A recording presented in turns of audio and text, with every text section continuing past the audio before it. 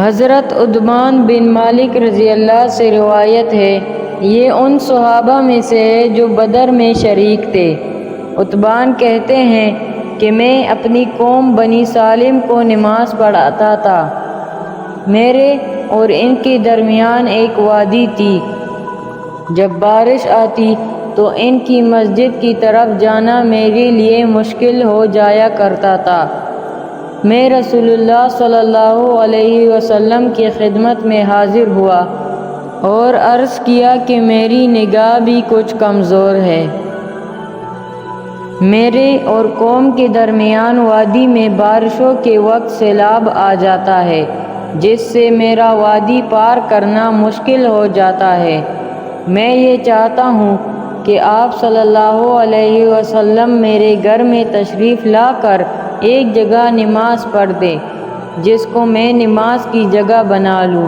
رسول اللہ صلی اللہ علیہ وسلم نے فرمایا، عنقریب میں ایسا کروں گا۔ چنانچہ ایک دن رسول اللہ صلی اللہ علیہ وسلم ابوبکر رضی اللہ سمیت تشریف لائے۔ اس کے بعد کے دن خوب روشن ہو چکا تھا۔ ان حضرت صلی اللہ علیہ وسلم نے اندر آنے کی اجازت طلب فرمائی۔ میں نے اجازت دی۔ آپ صلی اللہ علیہ وسلم نے بیٹھنے سے پہلے ہی فرمایا، تم اپنے گھر میں میرا نماز پڑھنا کہاں پسند کرتے ہو؟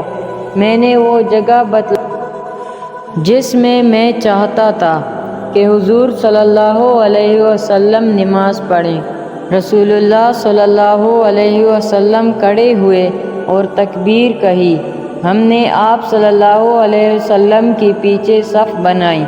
آپ صلی اللہ علیہ وسلم نے 2 رکعتیں پڑھائی۔ پھر آپ صلی اللہ علیہ وسلم نے سلام پھیرا۔ ہم نے بھی سلام پھیر لیا۔ میں نے آپ صلی اللہ علیہ وسلم کو حضیرہ کے لیے ایک خاص کھانا روک لیا جو آپ کے لیے بنایا گیا۔ آس پاس کے گھر والوں نے سن لیا کہ آپ صلی اللہ علیہ وسلم میرے گھر میں ہیں۔ پس لوگ آنا شروع ہوئے، یہاں تک کہ کافی لوگ ہو گئے۔ ایک آدمی نے کہا، مالک کو کیا ہوا کہ وہ نظر نہیں آ رہا؟ دوسرے نے کہا، وہ منافق ہے، اللہ اور اس کے رسول صلی اللہ علیہ وسلم سے محبت نہیں رکھتا۔